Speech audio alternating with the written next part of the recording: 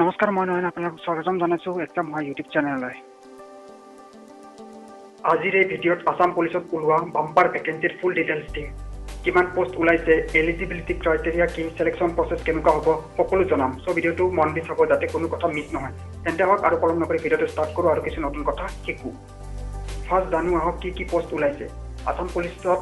Constable UB আৰু constable AB total 2134টা post ওলাইছে ইয়াৰে ভিতৰত 705টা কনষ্টেবল ইউবিৰ আৰু 1429টা কনষ্টেবল এবিৰ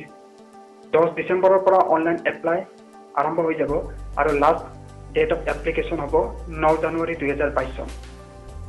www.slprdasam.in এই ওয়েবসাইটত গৈ আপোনালোকে এই ভেকেন্সিৰ বাবে এপ্লাই কৰিব পাৰিব এই ভেকেন্সিৰ এগেইনষ্টত কোনো ধৰণৰ এপ্লিকেশন ফিজ নাই অৰ্থাৎ সম্পূৰ্ণৰূপে ফ্ৰী এতিয়া চাই লওঁ আহক কোনটো ক্যাটাগৰীৰ বাবে কিমান ৰিজাৰ্ভেশন আছে এইখিনি ভালকৈ বুজি ল'ব কাৰণ এইখিনি অলপ কমপ্লেক্স হয় 10% কয় অৰ্থাৎ কনষ্টেবল ইউবিৰ 70টা আৰু কনষ্টেবল এবিৰ 143টা পোষ্ট মিলিটেন্সি এফেক্টেড এৰিয়াৰ বাবে আৰু 2% কয় অৰ্থাৎ কনষ্টেবল ইউবিৰ 14টা আৰু কনষ্টেবল এবিৰ 28টাকৈ post home guard VDP SPO sports person আৰু এফএমএম ওৰ বাবে ৰিজাৰ্ভ থাকিব বাকি থকা পোষ্ট কেটাৰ ভিতৰত দুটা ভেকেন্সিত ওমেনৰ বাবে 30% এসটি প্লেনৰ বাবে 10% এসটি হিলছৰ বাবে 5% এসসিৰ বাবে 7% ওবিসি এমওবিসিৰ বাবে 27% ইডব্লিউএছৰ বাবে 10% কৈ ৰিজাৰ্ভ থাকিব 10% মিলিটেন্সি এফেক্টেড এৰিয়াৰ বাবে আৰু 2% হোমগাৰ্ড ভিডিপি এসপিঅ স্পোৰ্ট পাৰসন আৰু এফএমএম ওৰ বাবে থকা ৰিজাৰ্ভেশনক বাদ দি কনষ্টেবল ইবিৰ টোটেল 565টা আৰু কনষ্টেবল এবিৰ 1146টা পোষ্ট বিভিন্ন ডিস্ট্ৰিক্টৰ বাবে এলোকেট কৰা হৈছে ডিস্ট্ৰিক্ট ওয়াইজ পোস্টৰ লিষ্ট অফিচিয়েল নোটিফিকেশনত পাই যাব বা মোক কমেন্ট কৰিলে মই জনাই দিম এতিয়া জানো এলিজিবিলিটি ক্ৰাইটেৰিয়াৰ বিষয়ে ইণ্ডিয়ান সিটিজেন হ'ব লাগিব লগতে পাৰ্মানেন্ট ৰেজিডেন্স অফ আসাম হ'ব লাগিব অসমীয়া বা অসমৰ আন কোনো ল্যাঙ্গুৱেজ ফ্লুয়েন্সি ক'ব পাৰিব লাগিব এজ ম্যাক্সিমাম 25 ইয়াৰ্স এজ হ'ব লাগিব লগতে এজ ৰিলেক্সেশন আছে এসসি প্লেনছৰ বাবে এসটি হিলছৰ বাবে আৰু এসসিৰ বাবে 5 ইয়াৰ্স ওবিসি এমওবিসিৰ বাবে 3 ইয়াৰ্স লগতে হোমগাৰ্ড আৰু ভিডিপি মেম্বাৰৰ বাবে যিসকলে 3 বছৰ বা তাতকৈ অধিক সাৰ্ভিস কৰিছে তেওঁলোকৰ বাবে এডিশনাল 5 ইয়াৰ্স আৰু এসপি আৰু এফএম ওৰ বাবে এডিশনাল 10 ইয়াৰ্সৰ এজ ৰিলেক্সেশন আছে এতিয়া জানো আহক এডুকেশন কোৱালিফিকেশনৰ বিষয়ে কনষ্টেবল ইউবিৰ বাবে মিনিমাম 12 পাস আৰু কনষ্টেবল এবিৰ বাবে মিনিমাম HSLC অৰ্থাৎ মেট্ৰিক পাস ইয়াৰ উপৰি ইয়াতকৈ হায়াৰ এডুকেশন কোৱালিফিকেশন থাকিলেও এই পোষ্ট কেটাৰ বাবে এপ্লাই কৰিব পৰা যাব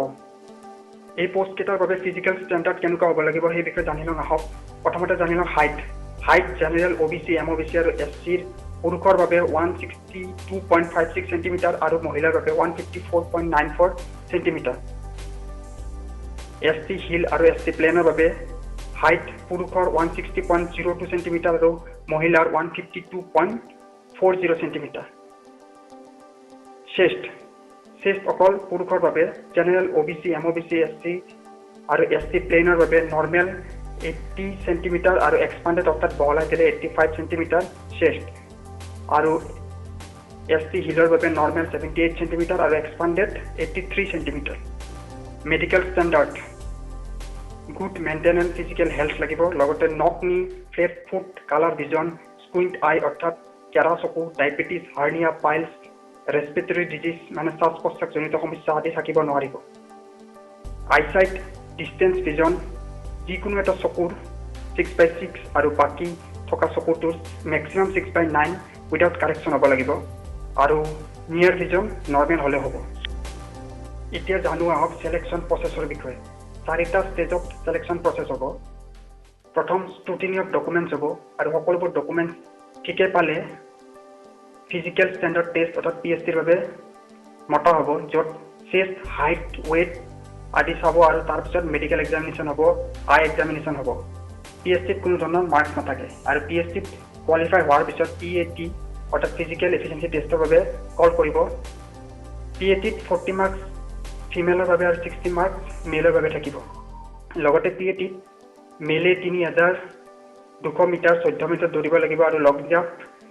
মাৰিব লাগিব 335 সেন্টিমিটাৰ আৰু ফিমেলে 1600 মিটাৰ 8 মিটাৰ দৌৰিব লাগিব আৰু লং জাম্প মাৰিব লাগিব 246 সেন্টিমিটাৰ লগতে যিসকল মেলে কনষ্টেবল এবি পোষ্টত এপ্লাই কৰিব তেওঁলোকে চিনাপো মাৰিব লাগিব আৰু চিনাপৰ বাবে 20 মাৰ্কছ থাকিব। ফিমেলৰ ক্ষেত্ৰত কোনো ধৰণৰ চিনাপ নাথাকে। আৰু PATত কোৱালিফাই কৰাৰ পিছত ৰিটেন এক্সামৰ বাবে কল কৰিব। ৰিটেন এক্সাম 45 মাৰ্কছৰ হ'ব আৰু এই exam OMR sheet based multiple choice কুৱেশ্যনৰ হ'ব। আৰু ৰিটেন এক্সামত কোৱালিফাই হোৱাৰ পিছত অৰেলৰ বাবে মাতা হ'ব। অৰেলত 5 মাৰ্কছ থাকিব। তাৰোপৰি এক্সট্ৰা কাৰিকুলাৰ এক্টিভিটি আৰু স্পেচিয়েল স্কিলৰ বাবে 10 মাৰ্কছ আৰু একাডেমিক পাৰফৰ্মেঞ্চৰ বাবে মেক্সিমাম 5 মাৰ্কছ থাকিব, যিটো বিভিন্ন পৰীক্ষাত হোৱা ৰিজাল্টৰ ওপৰত বেছ কৰি দিব। আৰু এই সকলোবোৰ মিলাই শেষত ফাইনেল মেৰিট লিষ্ট ওলোৱা হ'ব।